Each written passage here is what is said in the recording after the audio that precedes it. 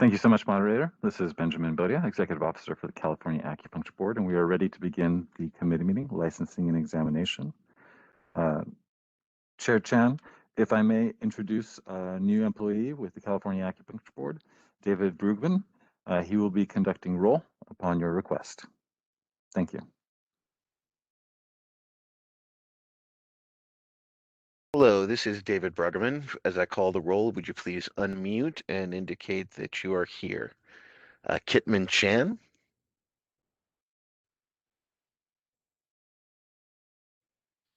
Here.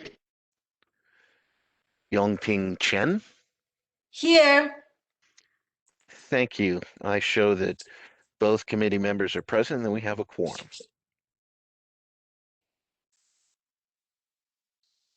Thank you, Mr. Brugman.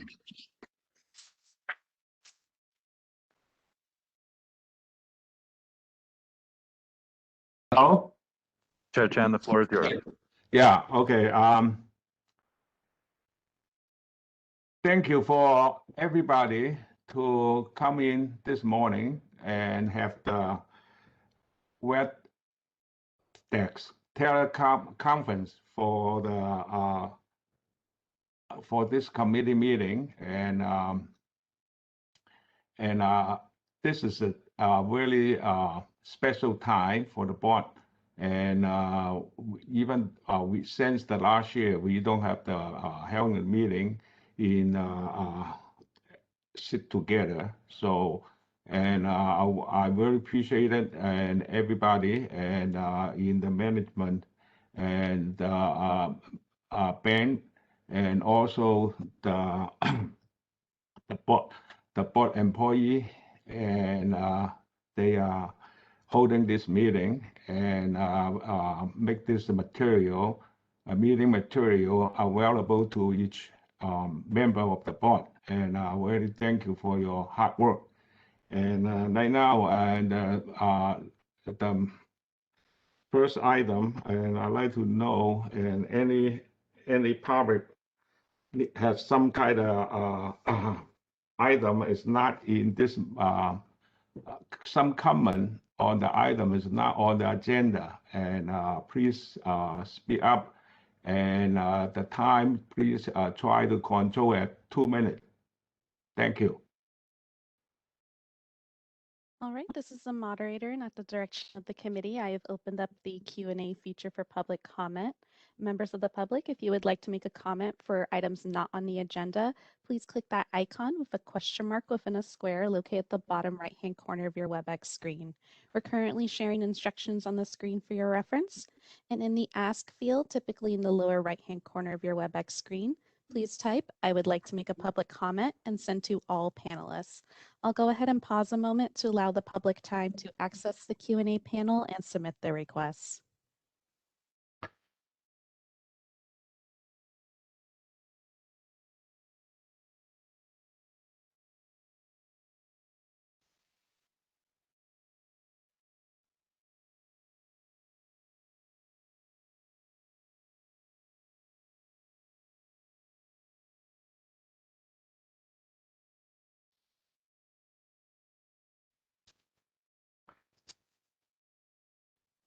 All right, this is the moderator, and looks like we do have one individual who has requested public comment.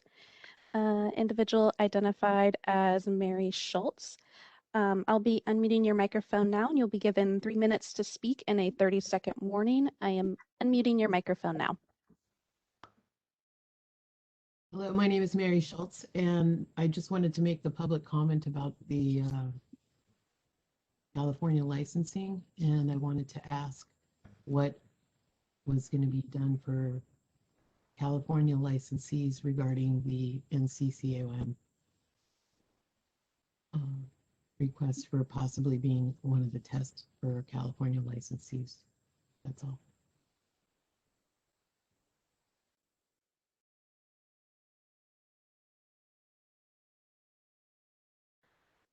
All right. This is the moderator. We'll move on to our next individual who has requested public comment. Individual identified as Adam White. Adam, you'll be given 3 minutes to speak and a 30-second warning. I am unmuting your microphone now. Hello. I thank you for your time. I greatly appreciate the actions of the board. Can you hear me? Yes. Okay. Yes. Thank you. I appreciate the actions of the board in protecting public safety and the integrity of the licensed acupuncturist profession. I'm Adam White, licensed acupuncturist, have been so for decades, served as faculty and administrator of 5 Branches University, where I also served as director of continuing education for approximately 30 years ago. And I also administrate with Professor Jeffrey Pong and Professor Richard Liao, the Healthcare Medicine Institute, providing continuing education, news, and research in Chinese medicine. On behalf of myself and 5 Branches University, we're co-founder of 5 Branches. Professor Joanna Zhao has expressed deep concern over the exorbitant nature of the new CEU fees absent any renewal system. Please, the letter that we submitted with Professor Joanna Zhao would like to address that. We asked the board to focus on creating a renewal fee structure for CEU courses. Please focus on renewals of courses with no change in content, because this is not clearly addressed in the statute or the current regulations. Courses without change in content are usual and customary, as many courses require years of development with the acupuncturist professors before being offered. We submit that it's within the board's authority to adopt a separate, lower fee structure for renewals for courses with no change in content. In addition, we request that fee collection on renewals be delayed until such time as the board updates its regulations on CEU renewals, especially because renewals are not clearly addressed in the statute or current regulations. If we add all fees from all other states together, Illinois at $250 for 2 years, Texas at $50 every few years, state of Florida at $100 per 2 years, we see the combination of all other state fees combined do not even approach the new California CE provider fee of $500 per 2 years, which we have no objection to. The only state requiring payment on a course-by-course basis is Nevada, which is a one-time $100 fee, which is not even required if you have NCCOM approval. As such, the California Acupuncture Board CEU fees per course hours is wholly unprecedented on any state level in the United States. If the Healthcare Medicine Institute provides 500 CEU hours of courses, 30 seconds. that means the California Acupuncture Board fees are now between $5,000 and $10,000 every 2 years. Without a lower renewal fee structure for courses that have no change in content, this exorbitant cost is a tax and not a fee, which is a direct violation of the California State Constitution. That's direct legal opinion from Counsel Dario Frommer, former majority leader of the California State Assembly. The exorbitant fees diminish the affordability of providing and developing educational content and only quickly profitable. All right, this is the moderator. Unfortunately, the time is up, so I have muted the individual, and we will move on to our next individual who has requested public comment. Next individual has requested public comment is identified as Jim. Jim, you'll be given 2 minutes to speak and a 30-second warning. I am unmuting your microphone now. Okay, thank you very much for this opportunity to express my opinion. So after looking at this assembly bill that's been proposed by Sharon Silva, as a consumer of acupuncture, I'm a little bit concerned about the quality of service. I have had acupuncture for many years, and it's an excellent source of pain management. The question I have, or the problem I have, is that reducing the quality of education for the practitioners could be a real big problem. And I would like to also note that this was a problem in California in our education system a while back, where students were being graduated at a well rate, so they lowered the quality of graduation, and it had an impact. So my concern is that if this bill passes, it would really, in my opinion, it could impact the quality of service that acupuncturists provide. And I think I've done a little bit of research and found that there's approximately 18,000 acupuncturists in the state of California, compared to like maybe 40,000 in the nation. So there does not seem to be a demand for more 30 acupuncturists. seconds. So that's my comment, that I don't believe that this is a good thing to do on the State Board of Acupuncture, is to reduce the quality of service. Point of order, this is the Executive Officer Ben Bodia. Just to inform our public who are seeking to make comments, we appreciate you do making comments, but if the item is on the agenda for the full board meeting, either today or tomorrow, then please reserve your comments for those items when they are discussed by the board. We do appreciate you providing your comments, and we ask that you do that during that specific discussion item. Thank you.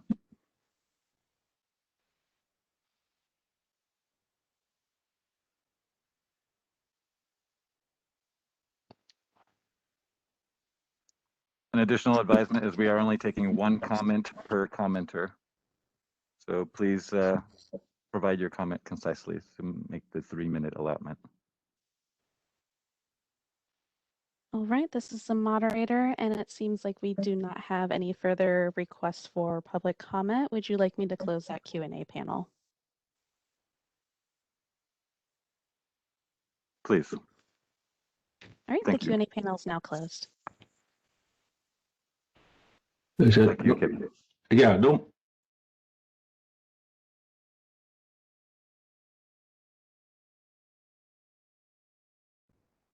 Sorry, Kip, it looks like you're muted.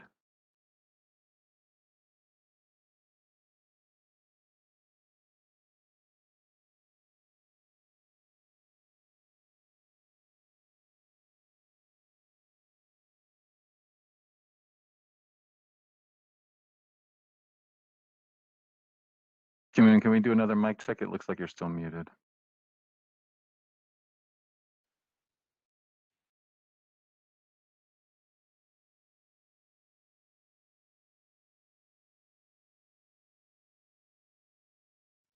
This is the moderator. I can try unmuting his microphone and see if that helps. Let's go ahead and try that. Thank you, moderator. Oh, and he remuted it. Kitman, I'm going to unmute your microphone. Yeah. Are you able to speak? Oh, and you muted yourself again. There we go. Excellent. Yeah. Is it okay now? I can hear you, yes. Now, Jay, please talk about this item number 4, discussion of the possible committee action on application process, criteria, and procedure for approval, credential evaluation service. Jay, please. Great, thank you, Kitman. And with that, I'm actually going to pass the discussion and introduction of this item to Christine Brothers. She did she's our subject matter expert on this particular piece, and I'd like her to present. So Christine, please. Thank you, Jay. Good morning, committee members. So today the presentation will center on AB 2190, which is legislation that was enacted in 2016. It relates to the board's new authority to approve credential evaluation services. Sounds like maybe there's some background noise. I don't know. Oh, we're good now. Okay. So let me go into it. Bear with me. There are a lot of proposed amendments and changes to different sections of our regulations.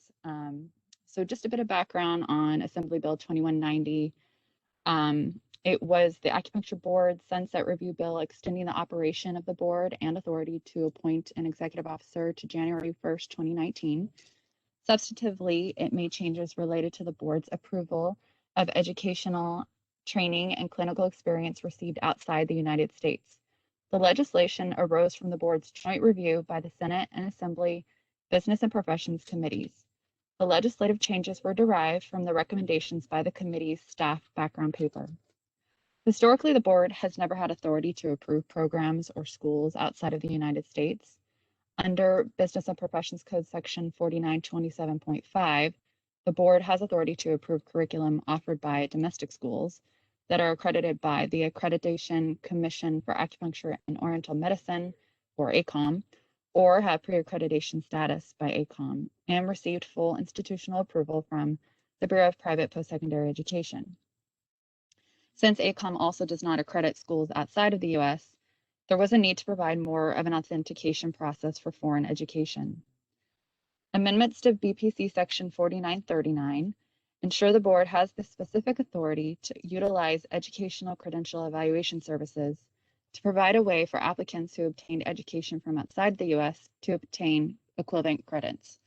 So just to highlight the major provisions of BPC Section 4939, which was changed by AB 2190, it does provide a definition for an approved credential evaluation service as an agency or organization that is approved by the board to evaluate education completed outside the US and identify the equivalency of that education to education completed within the US. When education is completed outside the US, the applicant shall do both of the following: submit documentation of their education to a board-approved credential evaluation service for evaluation, and have the results of the evaluation sent directly from the credential evaluation service to the board. If the board receives the results of an applicant's evaluation, the board shall examine the results and determine whether the applicant meets requirements for licensure. If the evaluated education is not sufficient to meet the requirements for licensure, the board may offer the applicant additional education, training, and standardized testing to satisfy the educational requirements. The board shall not require the applicant to complete education, training, or testing that is not otherwise required of applicants who complete education or training within the US. It also requires the board to establish by regulation an application process, criteria, and procedures for approval of credential evaluation services accepted by the board, and that these regulations shall require the credential evaluation service to provide information, furnish evaluations, be re-evaluated, perform evaluations, and perform other functions and tasks. And so that last bullet point there is sort of the what we're addressing in the new regulations that we're proposing. The proposed regulatory language being brought to the Licensing and Examination Committee reflects all of these requirements set by BPC Section 4939. Additionally, staff has made some other amendments to outdated language from when the exam was administered twice a year to align with provisions that the board now currently offers its test by computer-based testing, which occurs throughout the year and not just twice a year. Staff has also made changes to identify requirements of the board's applications for examination and update the examination to ensure the most current forms are correctly included in regulation. Amendments also reflect some other general cleanup that we've seen, and also related to some related legislation, SB 1246. So we're bringing these, all this proposed language and amendments to the committee just to start the discussion. And so the first item that you'll see is a bill analysis by the Senate Committee on Business and Professions and Economic Development of AB 2190. And then what we have is the actual Business and Professions Code Section 4939, just for reference. These are the statutory requirements, the authority for these proposed regulations. And then finally, if you go to the proposed language itself, I'm going to go through each section, and if there are any questions, feel free to stop me, and then we can, have some discussion on the items maybe at the end. So the following proposed amendments to the regulatory language are shown in single underline and for new text, and then single strike through for deleted text. So the first section that we made amendments to is for 1399.411, which is centered on certification of documentation. And it now reads, documentation submitted on behalf of the applicant shall be certified by the appropriate official or governmental seal or authority. The board in its discretion may waive this requirement when it is determined that it cannot be obtained through the exercise of due diligence. The board will accept certified copies of original transcripts used by an approved credential evaluation service. So this is implementation of AB 2190 and just being more specific about the kinds of documentation that the board will accept. And previously, it was allowed that applicants could provide the documentation directly. Now, we're changing that it's on behalf of the applicant. So going to the next section, 1399.413, application deadline. This is our section where we're going to appropriately include the application for examination form. Before it was not properly included in regulation. So instead of incorporating a form by reference, which we've seen in the past, we are now providing the requirements of the form and all of the information that needs to be provided on that form. So that's what this is doing here. It's just identifying all of the information that the application for examination is requesting. That strike through that you see there in the old subsection A, that relates to it did read, all such applications shall be received in the board's Sacramento office at least 120 calendar days prior to the date of the examination for which the application is made. This is no longer valid because we don't have these deadlines related to administering the exam twice a year. It is ongoing due to computer-based testing. So we're making that change there. Okay, going on to the next page. And just also want to point out there are some, oh, we're not there yet. Okay, let me move on. So the form, the application for examination form, asks for basic things. This basically is mirroring what we already have out there for applicants to use when applying for the exam, and just asking for all of that information, contact information, social security number or individual tax ID number, and questions related to educational and training and prior experience. And then also we have that they need to certify under penalty of perjury that all of their statements are true and correct. So moving on to subsection B, this is now appropriately incorporating the re-examination application or application update for examination. So we are striking through the old way in which it was incorporated by reference. And as you can see there, the last revision date is 1996. So we have a more updated form that we need to include in our regulation. And again, subsection C goes into all of the requirements of the form. And let me go back to the strike through. All such applications shall be received in the board's office at least 30 calendar days prior to the date of the examination. Again, striking that and deleting that because that relates to the exam that is no longer offered just twice a year. Subsection C, we're striking through. Again, it's a deadline related to when the exam was offered twice a year. And subsection D, the board may waive the foregoing filing dates if there are difficulties with the administration of the exam or other circumstances. This isn't valid anymore because the filing dates, we again don't have those deadlines. So subsection D reads, this is brand new.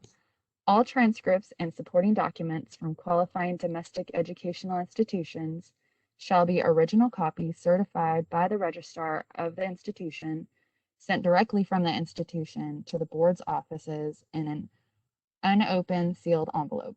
The board may accept electronic submission of transcripts if secured by two-factor authentication sent directly from the institution or their designated agents. The board may waive this requirement in unusual circumstances if the institution is no longer in operation or does not maintain such records. This was put in to address the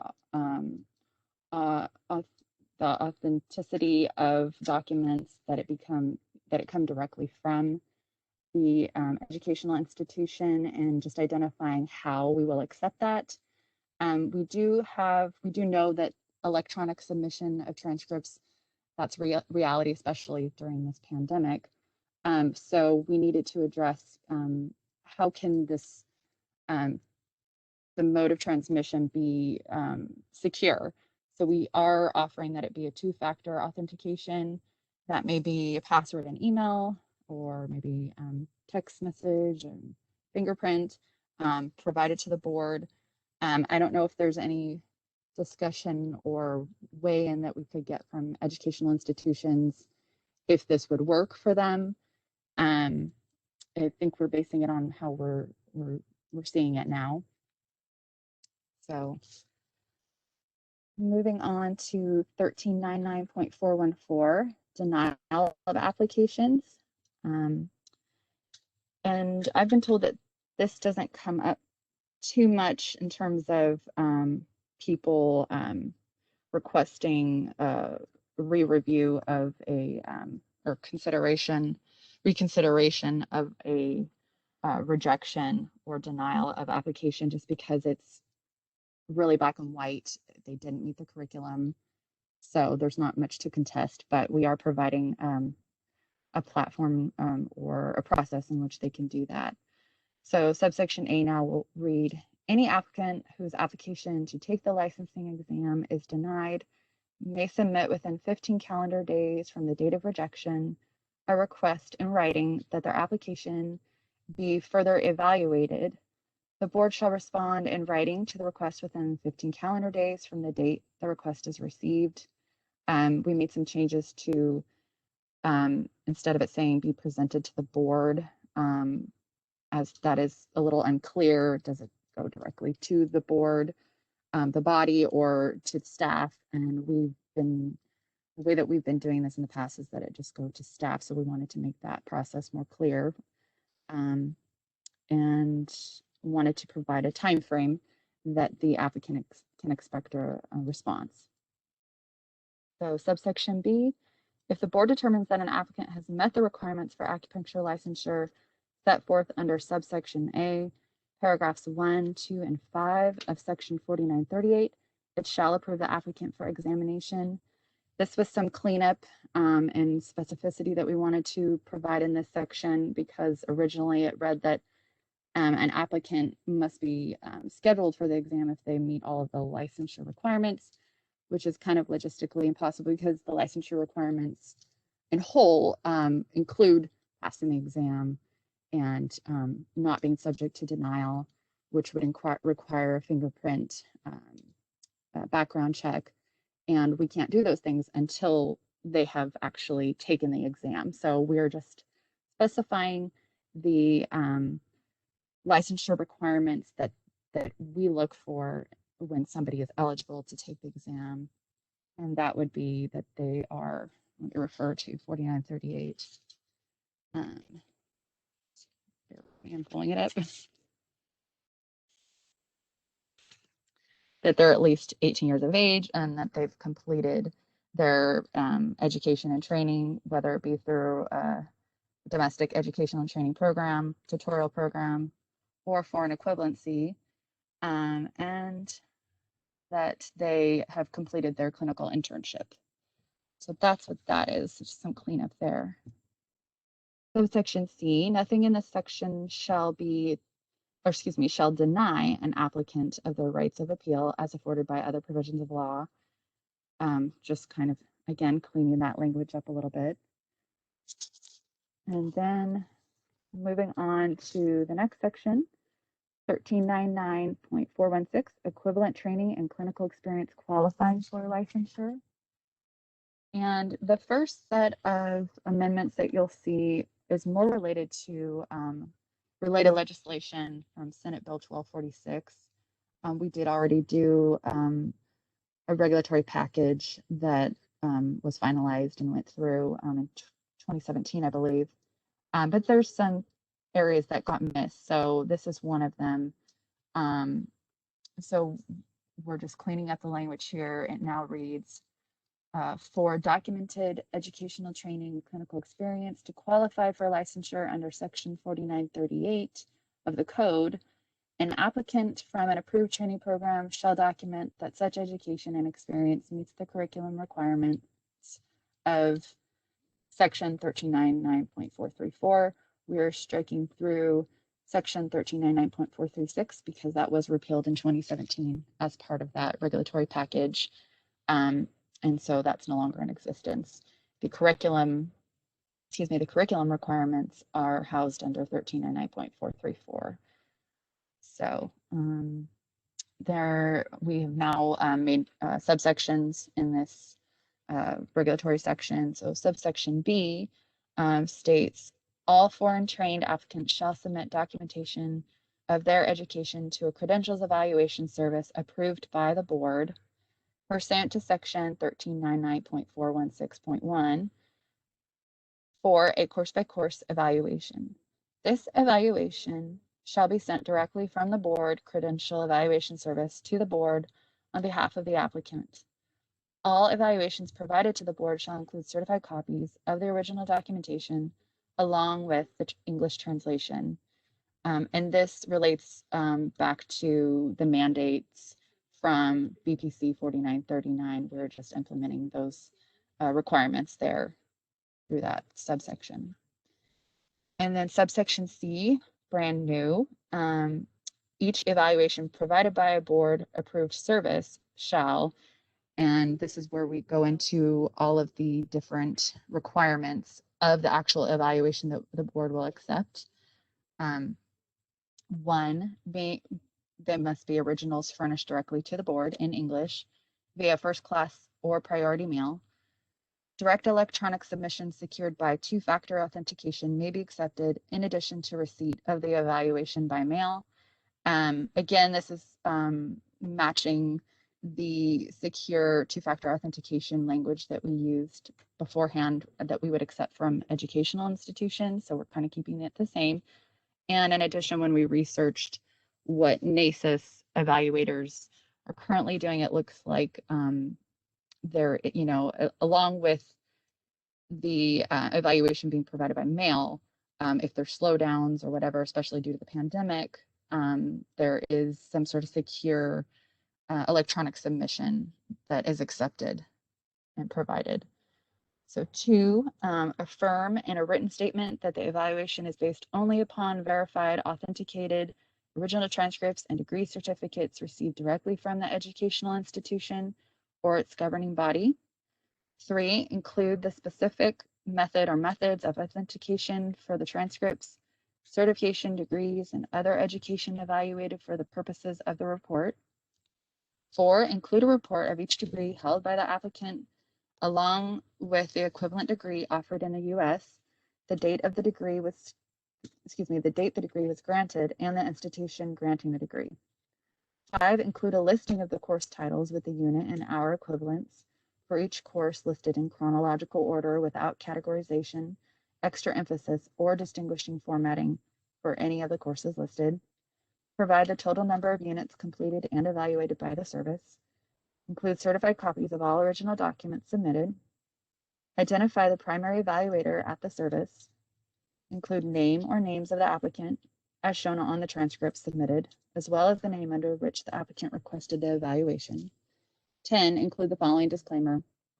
This evaluation service is not authorized by the California Acupuncture Board to include in this evaluation any opinion as to whether certain courses will be accepted by the board as meeting the board's requirements or whether the applicant meets the board's requirements for taking the licensing exam or for licensure. So pretty much all of these relate back to the requirements of Bpc 4939. So we're just putting those in regulation. So I'm going to pause here just to see if we do have any questions. So I know this is a lot for us to go through.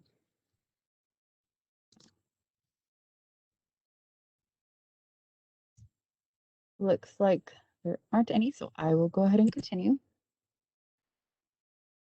So the next section is brand new, 1399.416.1, and these are the requirements for credential evaluation services of foreign education, and this really gets into the process, the application process for the service.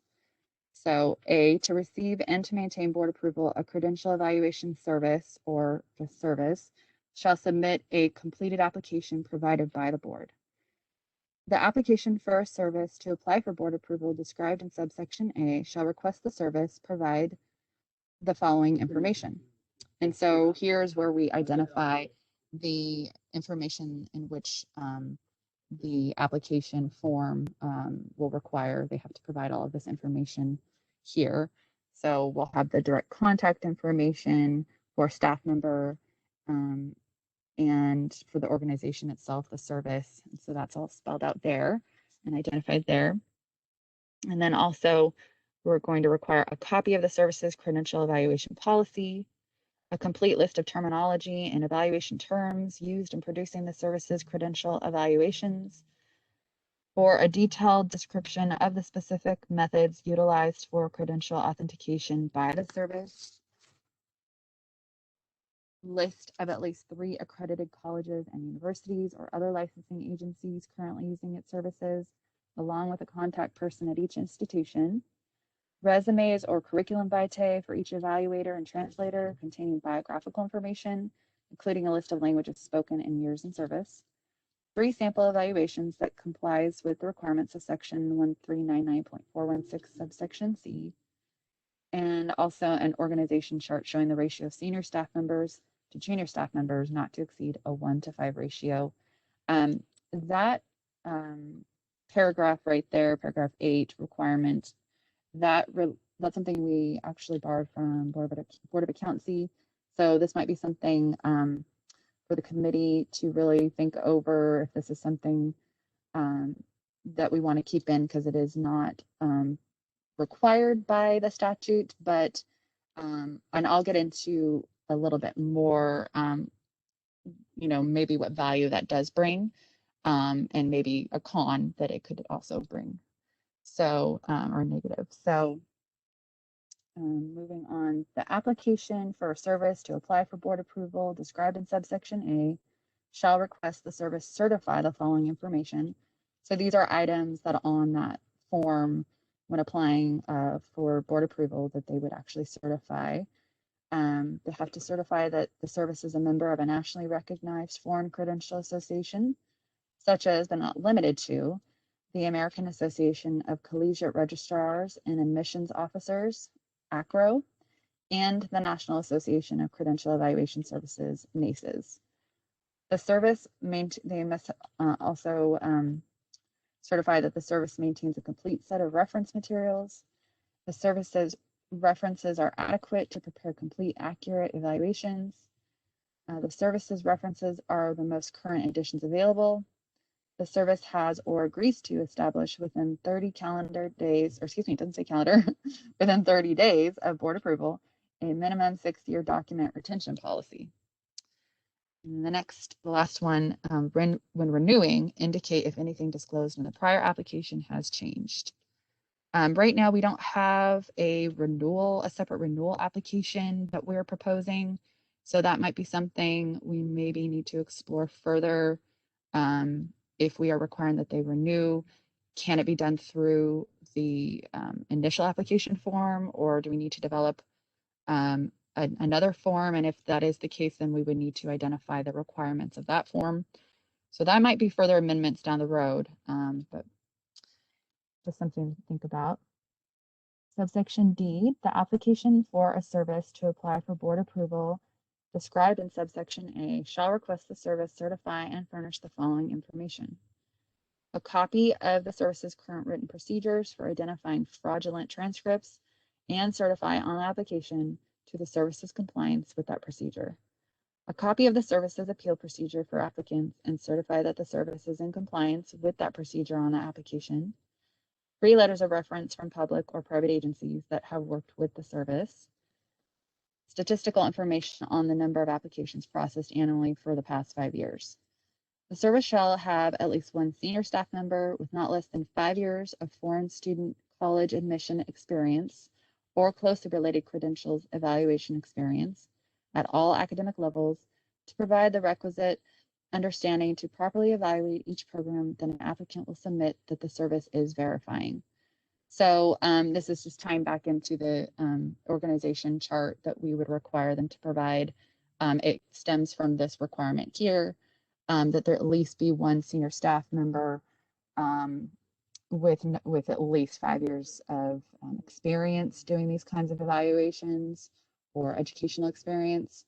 So I don't know if this may be too exclusionary, or if maybe it also, provides for real quality evaluation services for the board to approve. So this piece right here is not mandated by BPC 4939, but something that we put in to hopefully have strong candidates evaluation services for approval for our applicants to use. So subsection F, the service shall report to the board in writing annually whether it has undergone any organizational changes and explain to the board what effect upon the service these changes have caused to the service. Approval issued under the section shall expire 5 years after the date of issuance. The approval may be renewed by submitting an application as specified in subsection A. So here we have indicated that for renewing, they will just use the initial application. And so that maybe would suffice, or maybe we need to develop a separate form, not sure. As a condition of renewal, a service shall certify continued compliance with a minimum 6-year document retention policy and provide statistical information pursuant to subsection D. And this reads paragraph 3, and I apologize, there was some moving around of the amendments, and so actually it should read paragraph 4. The statistical information actually got categorized or renumbered to 4. So subsection H, in order to remain as a board approved service, the service shall respond to any inquiries by the board, submit any documents, and provide any information requested by the board, and cooperate in any investigation conducted by the board regarding the service's compliance with the board's requirements. This last sentence, again, apologies, this is supposed to be underlined as this is a brand new section. Failure to respond to the board within 30 days will result in loss of approval pursuant to section 1399.416.1, subsection I, which is right below.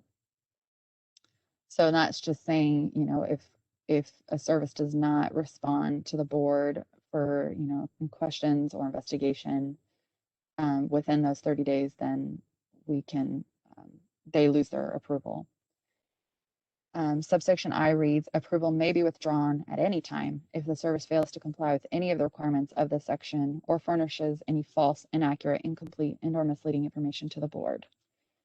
So really the whole purpose of all of these, or I guess I should say the whole purpose of the amendments to BPC 4939 through AB 2190 was to address us stopping any fraudulent documents of foreign education. And so through this process of us having control over the credential evaluation services and approval of them and authenticating all of these submissions and that it be directly provided to the board, this is our way to discontinue that kind of fraudulent activity. So 1399.416.2, foreign trained applicant equivalent training and clinical experience qualifying for licensure. This provides some definitions. We have a definition of foreign trained applicant, which means the person who completed education outside of the United States. That has not been the case. We have not, I'm sorry, this has been the case, but we've never had a definition and regulation, so this is good.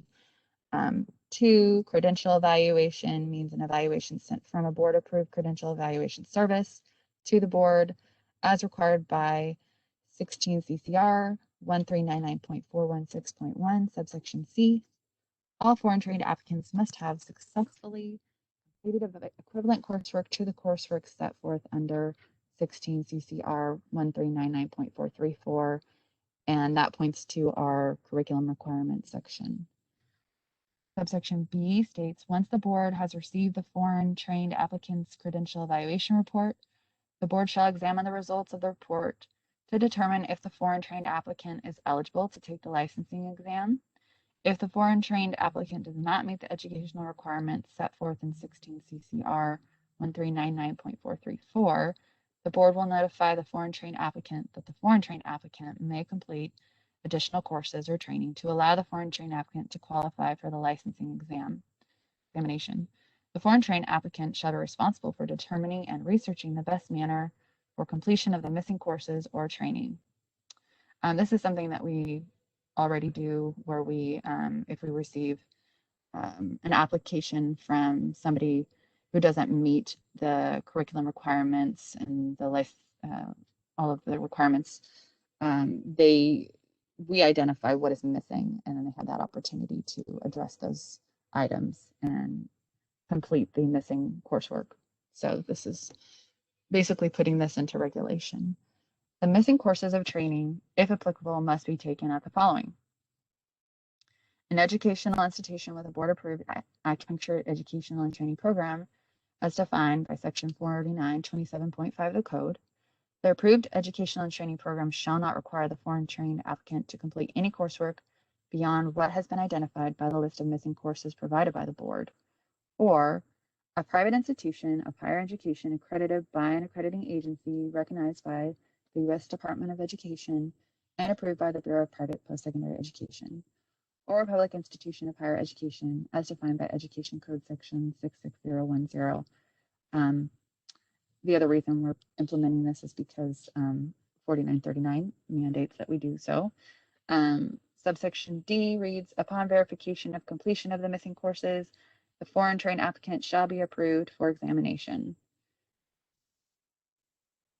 And I should say 4939 actually states the board may provide the missing courses and identify how it can be completed. 1399.417, abandonment of applications. This is some cleanup here. You'll see that we are getting rid of gender-specific pronouns, making it more gender neutral. So you'll see that there. Also just making like the organization of the regulation consistent with the new regulations we're proposing. In paragraph 2, subsection A, paragraph 2, at the end of that section, it now reads, the board may extend the applicant's eligibility to take the examination for 1 year. We're striking through 2 more consecutive administrations of the exam, again, because we no longer just offer the exam twice a year. So the rule or policy is not changed. We're just equating it to 1 year using that language. And further in paragraph 3, if this relates to an applicant who fails the examination and does not apply within the 2 years after that, then it is considered abandoned. However, if they submit a written explanation to the board explaining the cause, we have added that to be more specific, of their inability to appear for the examination, the board can consider that. And the board may extend the applicant's eligibility to take the examination for 1 year upon a showing of good cause to the board. So again, striking through that 2 more consecutive administrations of the exam language. And subsection C, again, we've made changes to the pronouns, and it states here, let me read it. An applicant who, after passing the examination, fails to submit a complete application for licensure within 3 years after the date the applicant is notified that the applicant passed the examination shall be deemed to have abandoned the application for licensure. And so instead of it stating eligibility for licensure, it actually, that time ticks after the applicant passes. They're considered abandoned if they haven't applied for a license within 3 years. So we're just sort of fixing that language there. And an application submitted after the abandonment of a former application for licensure shall be treated as a new application, and the applicant shall qualify for and pass the examination, if any, which would be required of the applicant if an initial application for licensure was being made. Some more cleanup language there. Going on to 1399.419, review and processing of exam applications. We are now providing a definition of completed application, which now states it means all of the documentation required in the application for examination has been received by the board. In the past, we have received applications that have been incomplete, and so we really cannot review those. They really are not complete for us to determine eligibility. So we wanted to provide that definition there. The board will only evaluate applications for eligibility from applicants who have completed their education and training as required under section 4938A2 of the code. And that relates back to 4938A2 is the educational and training tutorial or foreign equivalency that needs to be completed prior to being eligible and to sit for the exam. So again, in the past, we've received applications for examinations from people who are close to completing their training in school, but maybe have not yet. And that creates a lot of back and forth and a lengthy process in determining eligibility. So we want to avoid that and put it in reg that an applicant really needs to have all of that education completed prior to submitting an exam for us to be considering them.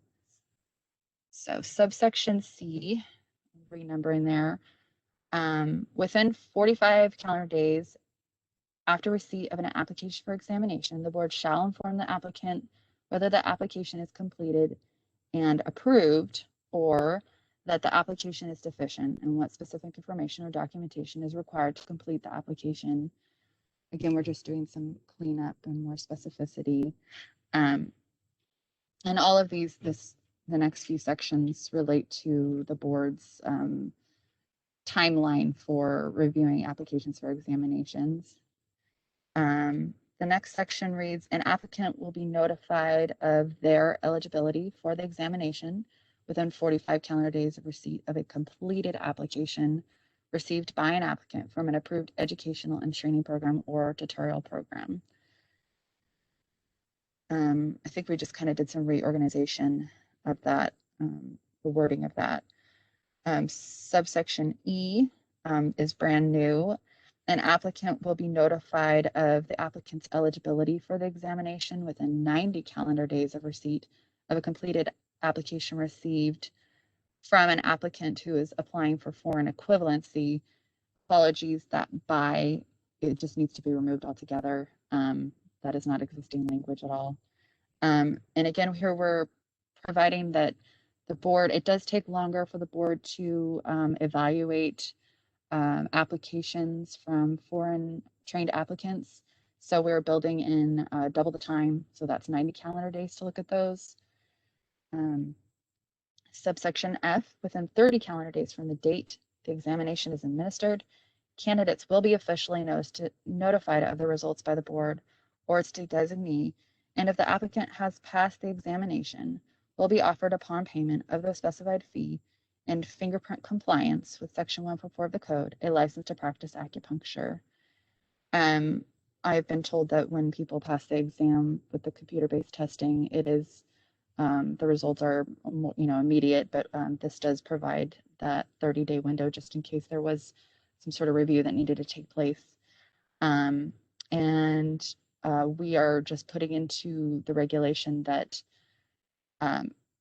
an application for license is not deemed complete until there is the fingerprint compliance. They've been fingerprinted and we've done a background check and provided the fees.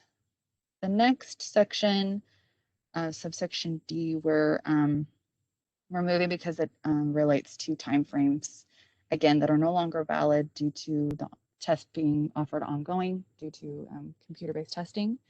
So that's why we're removing that section there. And then the rest of the amendments are just like little tweaks and little cleanup that you'll see. So that concludes all of our amendments as part of this package that we are taking to the committee for consideration. And let me know if you guys have any questions. So I'll stop there.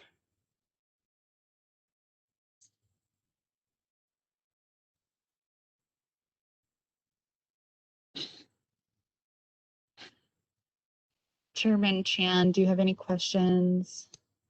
Or does Dr. Yangping Chen have any questions? Maybe you want to open it up to public comment. I know that was a lot to digest. This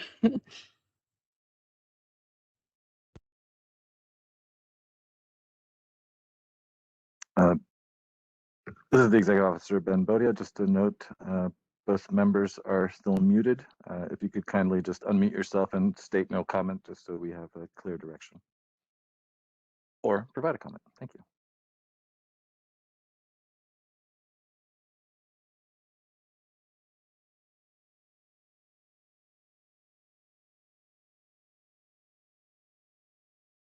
Yes, Dr. Chen.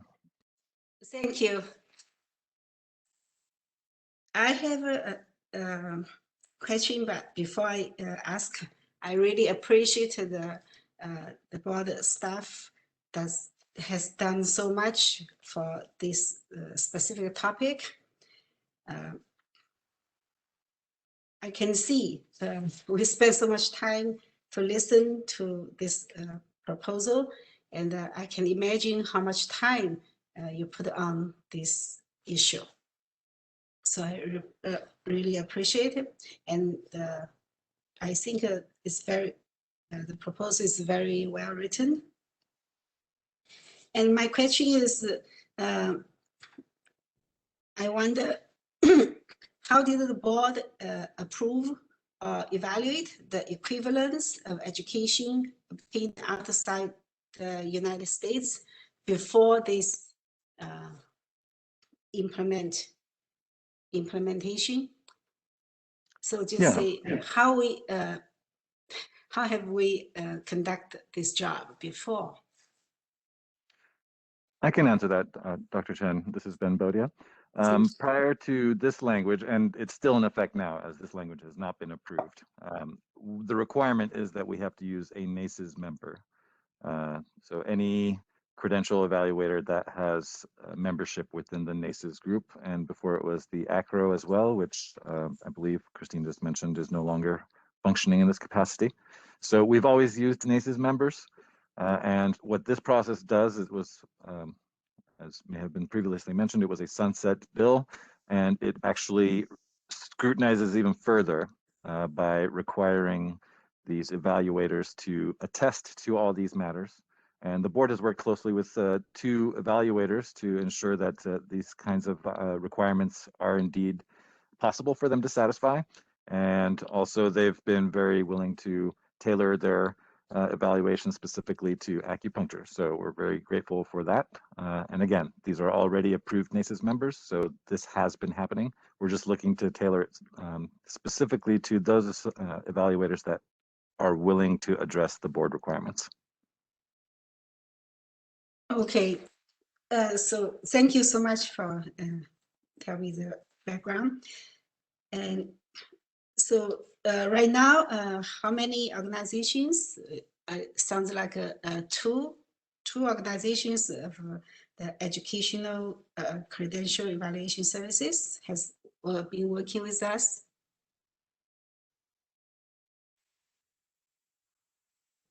Yes, I to can- directly. Go ahead, Jay, please. Okay, I can answer that. Yes, we've. Oh wait, can you hear me? Am I? Yes. I'm not. Okay, yeah. We've been working directly with two evaluators, and we've seen, you know, all the what's described in here is sort of standard operating procedures for these foreign transcript evaluators. So it basically was they're kind of, even though it seems like a lot, they all say that they're already doing this. So we have worked with them. We've had a couple of other ones that have you know, reached out, and that we didn't proceed to the point that they could really go along with our process. So in the end, we're kind of seeing it that we'll have one or two dedicated evaluators. It'll be really expert on the California requirements, and be able to kind of serve the board with the authentication and kind of anti-fraud measures, just because of their resources in terms of that. The other piece too that I wanted to add is that when 2190 first was passed, it did establish that foreign transcript evaluators, foreign applicants would be subject to the same curriculum requirements as domestic. So it really resolves to our 1399-434 curriculum criteria. And so that's the basic piece. And what these evaluators have been doing, they've captured our evaluation and are able to kind of make the translation from the foreign education to our requirements, and then advise our staff, which allows us to be able to, you know, ask for whatever specific extra education is needed. So we see it as being really functional. What this is doing is this is basically just codifying the process that we've already established, and it was requested back in 2016 by the statute. Thank you, Jay, so much. So I have the last question is, how about the fee? Who pay for this evaluation services? The applicants or board has any financial involvement? Yongping, I can answer that, Jay, again. The foreign transcript evaluators will they will be charging the applicants for the fees for this, and I may not be exactly right now, but I think right now one of our services is charging $550 to do this evaluation, but there's no charge to the board for them to be a credential evaluator. There's no financial arrangement with the board. It's really about just verifying the quality of education. Okay, thank you. That's all my question. And appreciate all your job done. Thank you.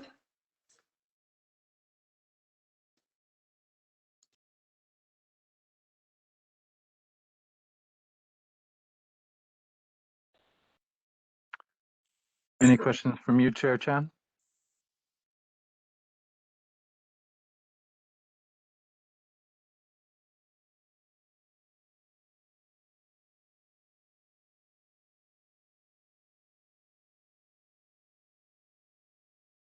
This is the moderator. I see that our chairman is still muted. I'm going to try to unmute his microphone and see if that helps.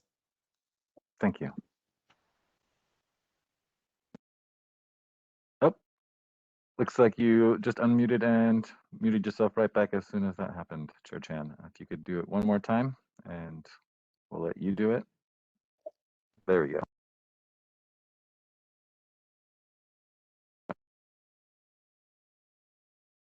Looks like you're muted again.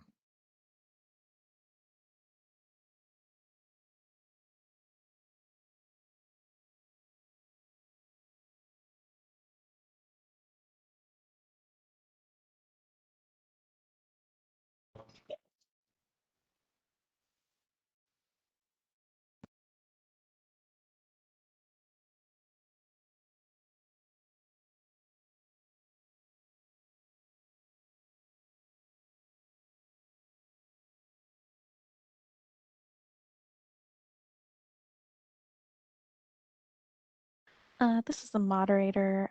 Chairman Chan, if you are currently speaking, unfortunately, we cannot hear you. It looks like you're muted. Just as a general reminder, the microphone button is down at the bottom of the WebEx screen. And when it's green, that means you're unmuted. And it looks like, oh, and you're muted again. When it's green and has the green bar kind of going up and down, that means you are unmuted and we're able to hear you. But when it's red, that means you're currently muted. So right now you're currently muted.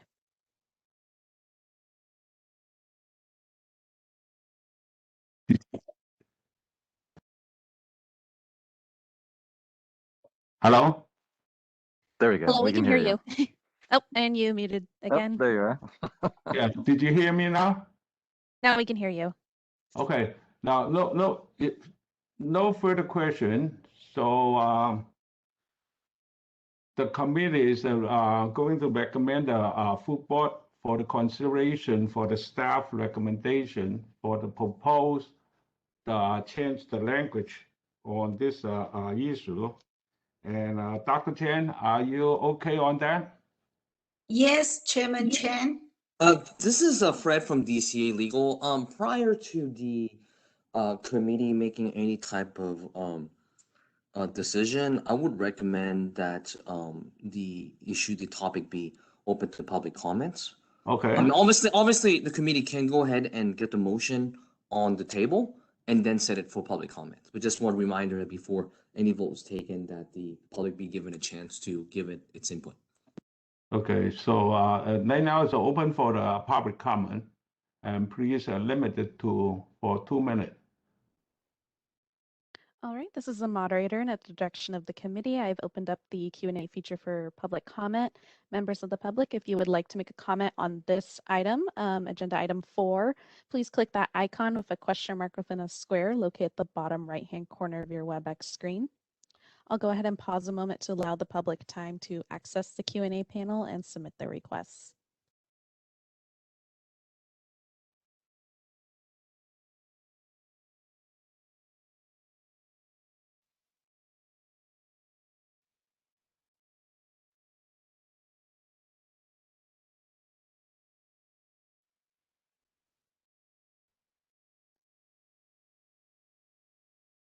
All right, this is the moderator, and it looks like at this time there are no requests for public comment. Would you like me to close that Q&A? Yes, please. All right, it is now closed. So anyone has a further agenda item going to table it?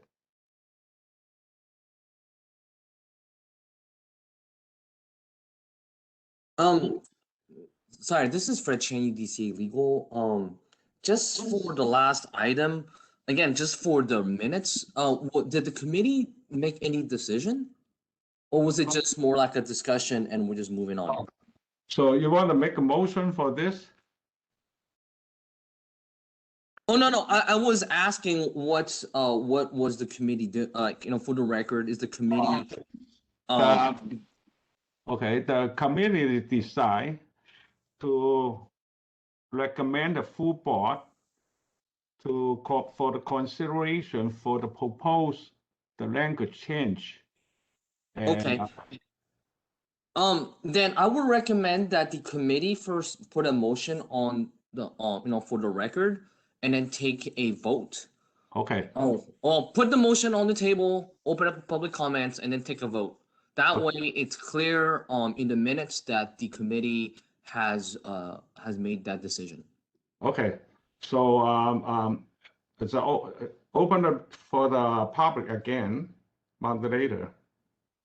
Yeah, I mean, as of right now, what you would need is a motion, and after the motion is has been put forward and is then I don't think you need a second because obviously there's only 2 of you, but just again, I would just put open up to the public, and then the committee can go ahead and take a roll call vote, so it's clear in the minutes that the committee is proceeding forward and is recommending the full board the changes recommended by staff. Yes. Do you need to make the motion on that? Again, this is really for the minutes. I understand that right now, the committee is, I think is moving to recommend the changes. But again, this is for the minutes, so that it's clear. So maybe, the other committee member can just raise, hey, I'm just going to move to to adopt these changes. And then I guess there'd be a second, and then just open up to the public, and then a vote, and then that way it's clear. Okay, so let's make a motion to accept the staff recommendation for the change on this section 1399, and I'm making a motion. I need a second. I second the Chairman Chen. Okay, so any public comment on that? All right, this is the moderator, and at the direction of the committee, I've opened up the Q&A feature for public comment. Members of the public, if you have a comment for this motion, please click that icon with a question mark within a square located at the bottom right-hand corner of your WebEx screen. I'll pause a moment to give the public time to access that Q&A panel and submit their requests.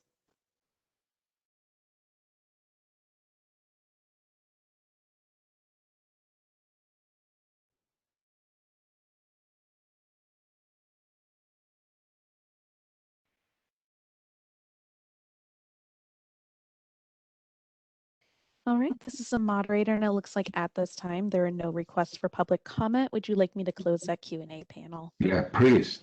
All right, Q&A panel is now closed. Okay, let's take a vote. And anyone, and Could staff maybe do a roll call vote? oh, okay. This is David Bruggeman. I'll go ahead and call for the vote. So when I call your name, just make sure you're unmuted and then give your vote, please. Kitman Chan Yes. and Dr. Chen. Yes. All right, thank you. I show 2 votes in favor of the motion to approve the language and pass along to the full board, and none in opposition, so the motion carries. Okay. So let's go to the let's go to the next item. It's a future agenda item. And anyone want to address on that?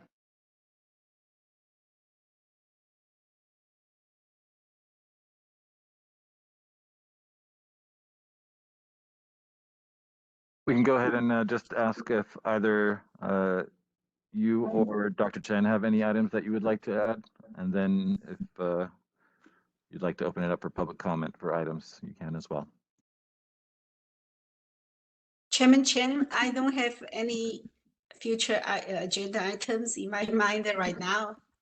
Okay.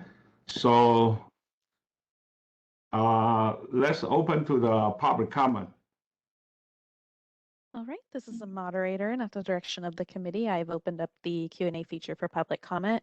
Members of the public, if you would like to make a comment for future agenda items, please click that Q&A icon at the bottom right-hand corner of your WebEx screen. I'll pause a moment to allow the public time to access the Q&A panel and submit their requests.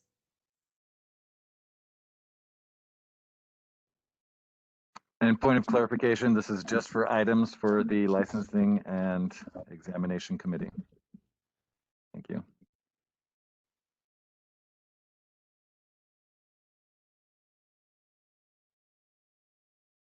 This is the moderator, and it looks like at this time there are no requests for public comment. Would you like me to close that Q&A panel?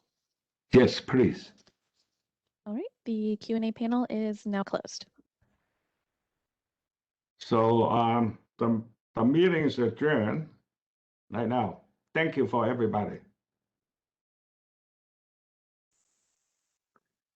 Thank you, Chair Chan. Members of the public, members of the board, staff, we will be taking a break until 11:30 for the full board meeting. Please join us again at that time, and we'll talk to you then. Cheers.